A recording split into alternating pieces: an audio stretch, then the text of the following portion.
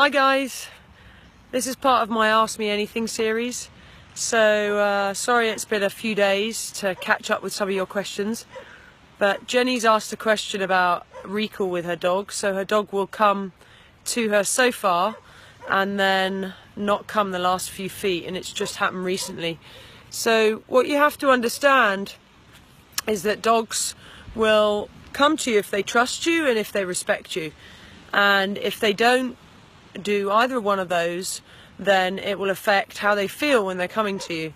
So when you're recalling your dog, you want to try using something that's going to motivate them to come to you. So with some dogs it might be a treat, it might be a toy, it might be your voice, using different tones of your voice, but you have to find that out first. And then even though some dogs will come most of the time using those techniques, sometimes a dog might feel that they don't trust you because your energy has changed. Usually because people have called their dog a couple of times and their dog hasn't come, and then people get impatient and frustrated or start shouting. So their energy changes to a point where the dog doesn't trust the energy to come into them for that last couple of feet. So usually what I tend to say to people is stay calm, but be firm in your voice so that your dog will trust you enough to come into you. And then depending on the energy of the dog, the personality of the dog, you might have to sometimes just lower your presence to enable the dog to trust you a little bit more.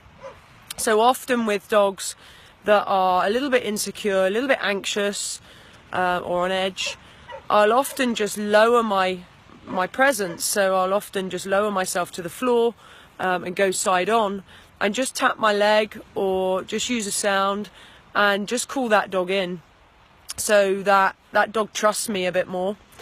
So here with Boo, sorry, I've lost my camera woman, she's gone back to England, so hence you've got me, I'm afraid.